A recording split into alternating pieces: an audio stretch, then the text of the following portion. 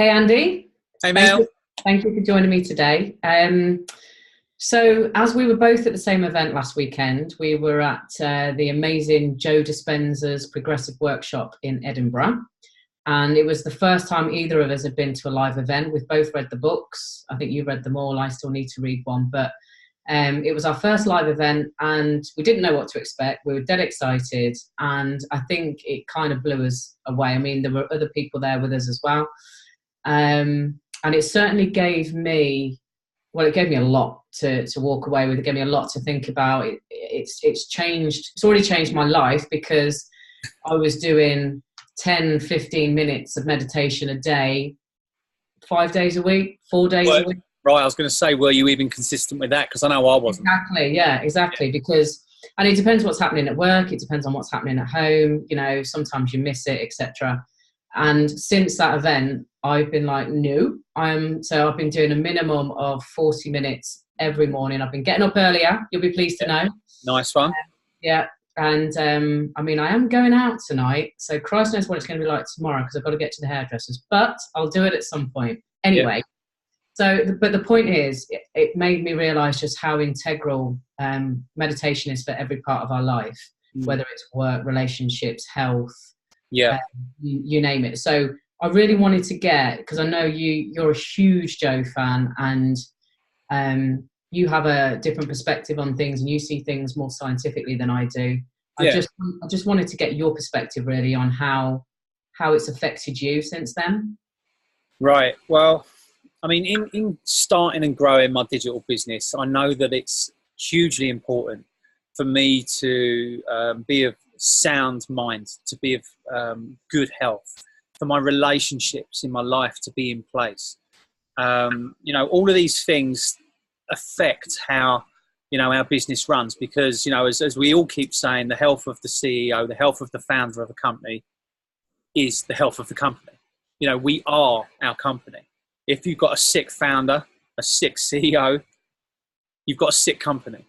Yeah. Right. So, if your relationships aren't in place, that's going to be drawing from the amount of energy and concentration you can be putting on your business and also detracting from the level of support you have around you in order to go and achieve your dreams as well.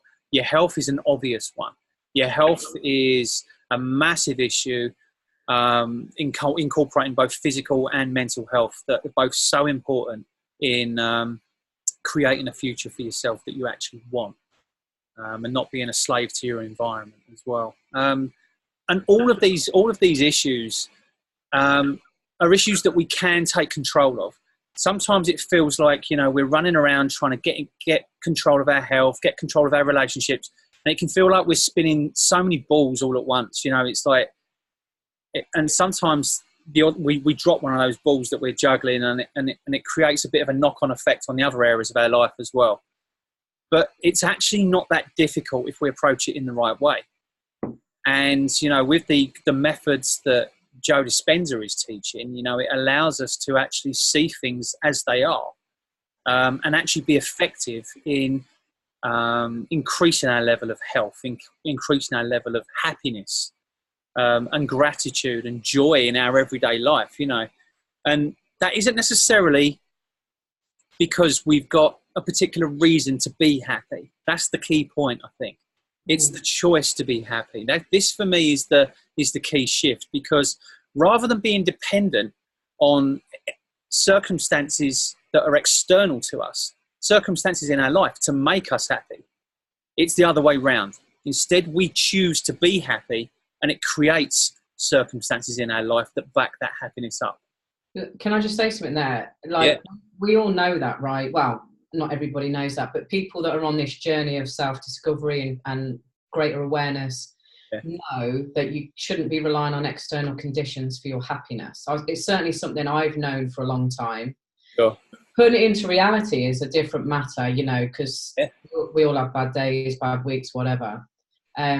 But actually for me, so I'm very much from the spiritual Abraham Hicks camp in terms of you put it out there, let it go, it will manifest. Well, that doesn't happen unless you're doing something internally to to shorten that gap, which is something else, obviously, that Joe talked a lot about. So it's just, I think for me, last weekend, even though I'm not science, putting the science behind how to do that better, I suppose, and actually drumming it home in terms of, well, yeah, I mean, why are we expecting, you know, £1,000 in the bank to make us ecstatic for, I don't know, 2 seconds, and then it's going to last for the rest of the day? That's just not going to happen, is it? It's got to come from within. So yeah, so for me, it was almost like a level up again in terms of listening to Joe on top of Abraham Hicks. Sure, yeah. So Joe basically talks about, this is in answer to your what you just said there. Joe actually talks about how the environment signals the genes in your body, and your genes in your body create your perception, your reality, how you think and how you feel. And how you think and how you feel affects everything in your life, everything.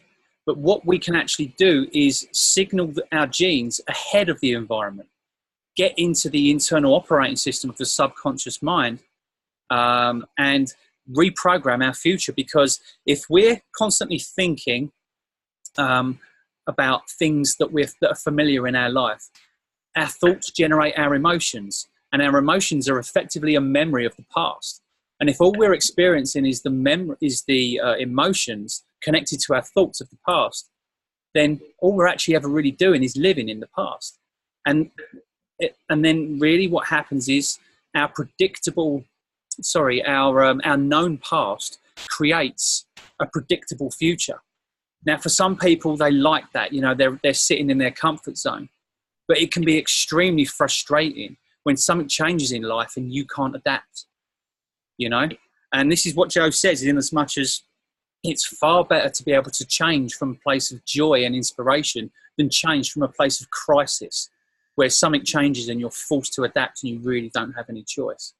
You know, you're dragged kicking and screaming into the next stage of your life and you just have to make the best of what you got. How much better is it to start from a place of, like I say, joy and inspiration and co-creation, whereby you can actually create your future rather than have it created for you by your emotions and thoughts, you know? Hey, man. Didn't realise it was live. Yeah, don't worry. Yeah, come in, come and join. I know people, I'm different.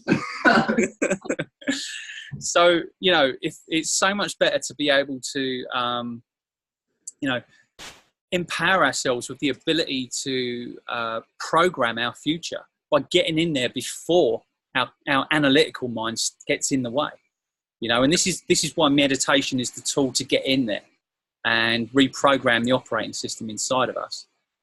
And, you know, that's why it's so powerful, because then, you know, it's an empowering thing to be able to do, right? Yeah. So how has it changed for you since you got home Monday? Yeah. How do you feel? I read one of your posts and you put about you've got a renewed love for life. Yes, absolutely. That was one of the main things. You know what? On the plane home from Edinburgh to London on Monday, I was looking around me and it was like I was in an entirely different world. It was either that or I was an entirely different person. And obviously that's what it was. It's like I felt I'd been literally changed from the inside out. But I felt everything was new. Everything was fresh. I was seeing everything with a new set of eyes. You know, people, the way people were acting, my reactions to people, just inanimate objects. You know, I felt like a real kind of immersion and involvement with and a connection with everything around me. And that was an incredible feeling. And, you know, I was kind of, if I'm honest, kind of overcome by this strong feeling of love and a bliss, really. You know, and it was such a wonderful experience, such a real gratitude and appreciation for just the real simplicity of just being alive in the moment. And when you have that, you can take that anywhere in your life. And you don't need money, you don't need time, you don't need things, you don't need people. That cannot be taken away. That's something you can take anywhere. That's true value. That's real power, I feel, and it's something that anybody can access. And that's what I love about this. If in your heart you truly believe in, you know, in yourself and your ability to connect, and that you believe that you're connected to all things, and that you want to feel love for those around you and your environment, and that you're of a good and pure heart, then you're able to connect to this. You know, it's possible for people, anybody, to connect to this. And that's why I love this. That's why it infuses me so much, because I love the fact that there's no barrier of entry. All you need to be, basically, is a human being with good intention. So if you were, I mean, I haven't experienced that. That sounds wonderful. Maybe I will at some point, but it hasn't quite happened yet. If you were somebody watching this video now who may or may not have heard of Joe, may or may not meditate. I would imagine most people that are watching this video do meditate because of the sort of people that we attract, but sure, yeah. It's at what level, isn't it? You know, I did it. I did it because I liked the downtime for 15 minutes a day, more so than what it was. And I know the effects of it, and I know that people say if you don't meditate, then you can have a crap day because of it. But I truly and honestly didn't really make that association. I could have a bad day after I'd meditated or not meditated. So it's a bit of a weird one for me. But since the weekend, I now truly value the power of meditation after, you know, the experiences that we had, the feelings I had, and listening to Joe when he talks about, you know, you can, and this is again the whole Abraham Hicks thing and the law of attraction. So in terms of manifesting something, you know, you set a clear intention of whatever that might be. It might be, I want a Ferrari in 3 months, for example, and then you basically, I know, whatever, but you know, and you set those clear intentions of what color it's going to be, maybe what mileage it is, if it's not going to be brand new, you know, and all those sorts of things. And then you relate that to the elevated emotions you're going to feel, having that in your possession, having that manifest. But the trick is to feel those emotions before you get there, before you have the manifestation. So, and that's very similar again to Abraham Hicks and the law of attraction. Oh, shit. Can't remember. Going to lead to a question there. Yes, I was, and it's completely gone. Well, what I was going to, just to come off the back of something you said there, certainly in regards to you saying that you hadn't experienced that level of happiness or bliss yet, right? I mean, yet is the key word here, because gratitude and this focus of the mind that is necessary to reach these kind of states and have these kind of experiences, they're a muscle that need to be developed. This isn't something that you can just do, click your fingers and you're there. Unfortunately, you know, these are things that we need to get to grips with. There's all sorts of things that are potentially in the way. Like, first of all, there's our level of belief. Is it even possible? And even if you believe that someone else achieved that, is it possible for me? You know, there's a whole multi-layered belief system that we have to get past before we can even, you know, we have to, so many layers we have to peel away before we can even get to really even practicing it properly. And it's like, you know, it's like anything. If you don't truly believe that something's possible for you, you won't really invest the effort it takes into it to get the result, because in the back of your mind, you're always thinking it's not worth it because it's not possible. Right? So until you truly believe that that's possible and possible for you, and that comes through practice as well, because you start to get little glimpses and you're like, oh my God, that was amazing. It was like, that was a little glimpse of something I've never experienced before. And then you get that little thing that I know that something's there, something's possible. And then you go after it a bit more. And then gradually it starts to open up, you know, but it takes patience and perseverance at first, and true faith really, to get through the period of time where it feels like, well, not very much is happening. But it's about your intention why you're doing it, isn't it?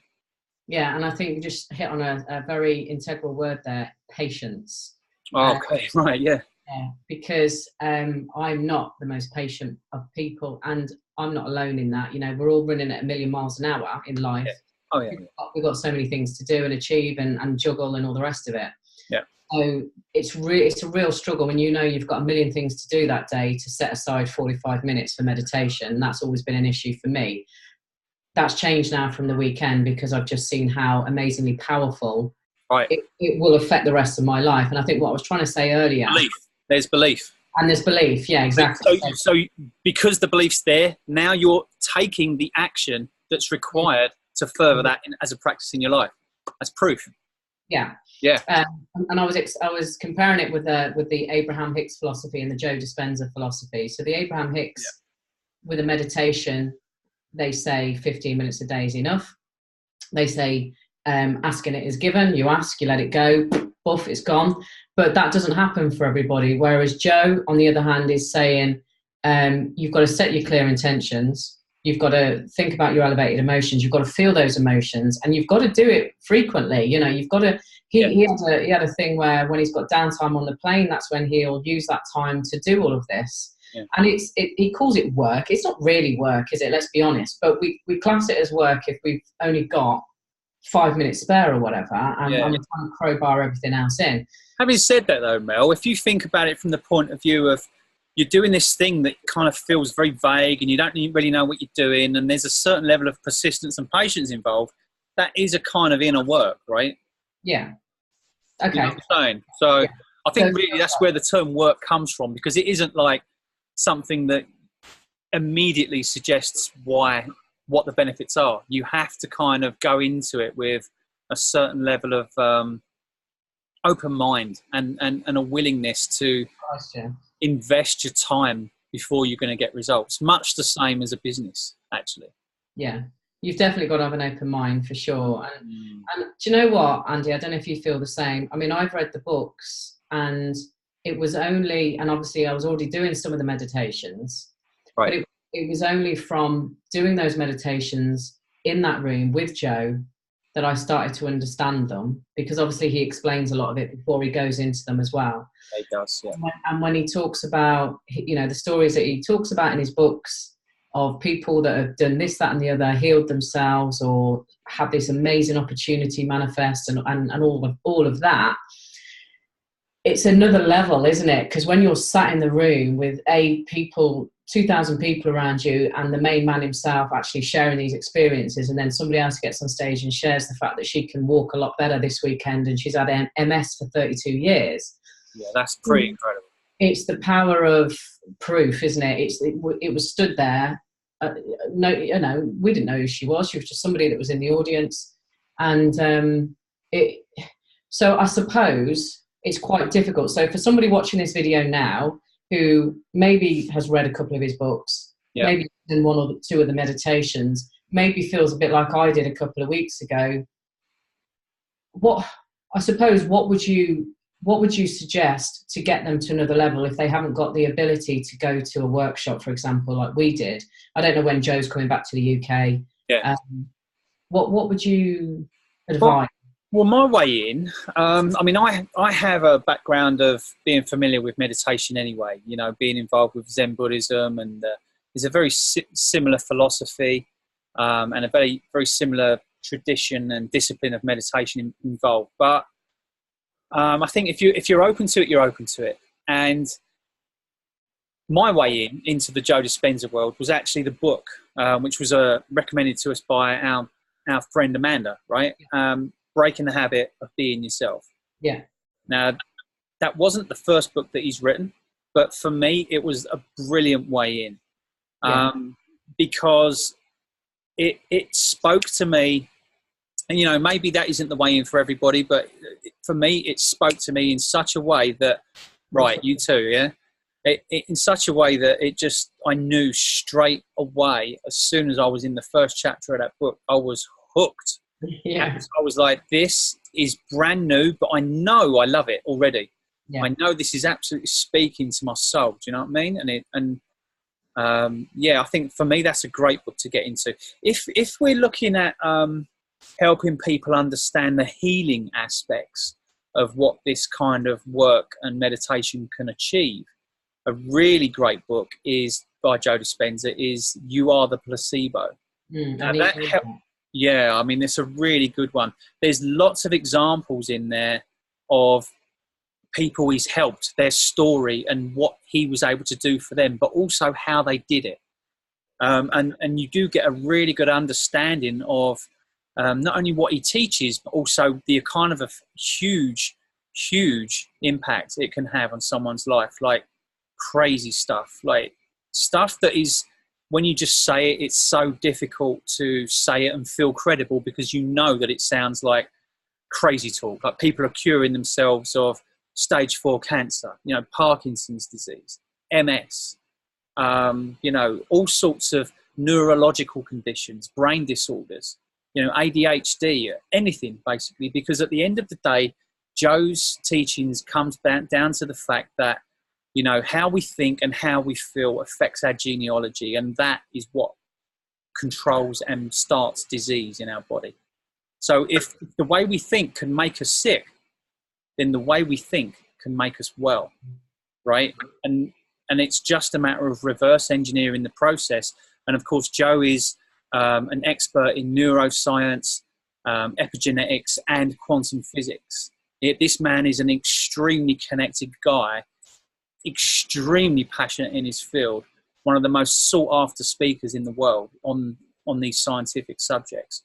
And he's put all of this together out of the passion of his life's work, because he truly, and we got this, I think, at the event, is so in love with the mission that he has to really make a huge impact and positive difference on this planet, and helping people join that with him.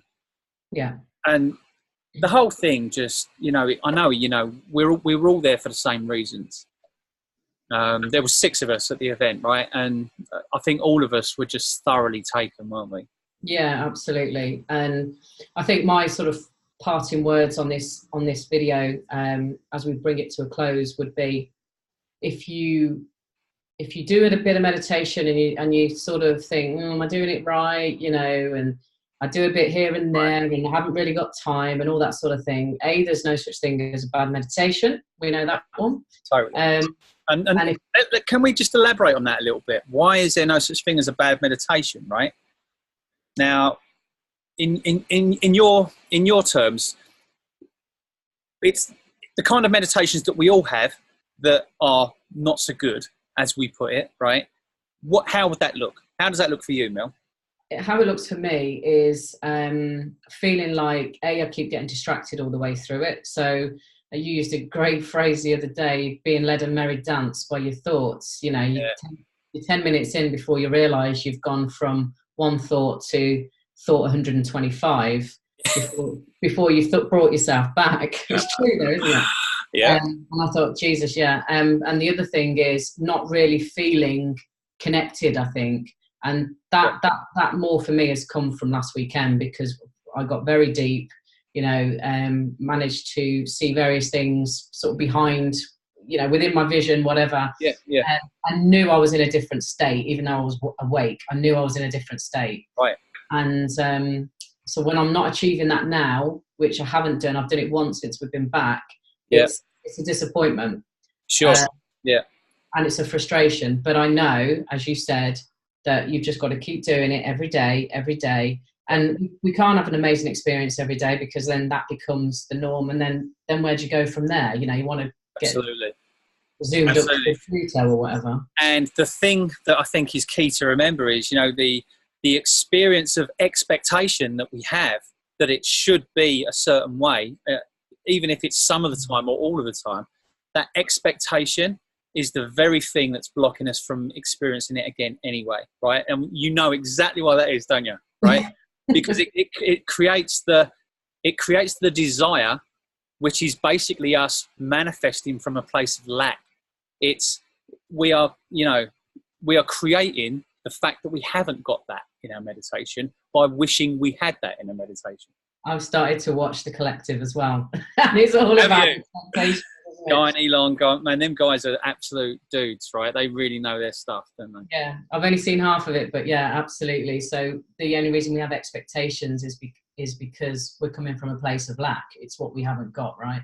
Yeah, and it's never, ever going to get us to the next stage. The only thing that's going to get us to the next stage is total acceptance, gratitude for what is there right now, and surrender to what is there right now, completely accepting it for what it is, because whatever it is there for a reason, and there's a lesson in there somewhere. If something's stopping us, we just need to find the lesson. Yeah. It's like, you don't even need to learn the lesson, because when you realize what the lesson is, that's the lesson, realizing what the lesson is. And then space folds, quantum time collapses, and you've learned the lesson, you're on to the next stage. Everything opens up. Hey? Yeah, exactly. Just the exact right colour you ordered. Yeah. Exactly. But, you're absolutely spot on. No such thing as a bad meditation, because in being distracted in our thoughts, in being led that merry dance, being blown around like a leaf in the breeze, it's that constant practice of realising that we've been distracted, becoming aware that we've been distracted, and bringing the mind back to centre. It's like if you imagine training a horse, right? It's like when that horse's attention wanders to the right, you bring the attention back to the middle. It wanders to the left, bring the attention back to the middle. And after a period of time, that horse doesn't need bringing back to the middle. That horse is trained. And that horse is our body, which is our subconscious mind. And it has a tendency to wander because it's a wild animal. We've taught our body, our subconscious mind, to be all over the place by being distracted and creating habits of distraction in our life. Yeah. But once we settle down and we actually start to see that we're being distracted, that's a good thing. It feels like we're going backwards, but it's a good thing, because it's only when you actually start to develop the habit of bringing the mind back that the mind can ever even stay there in the first place. So it's an opportunity to create a good habit, and that good habit is going to get easier and easier and easier. It's hard to begin with. So to draw this to a close then, what's your final thoughts? I think I've said enough, actually.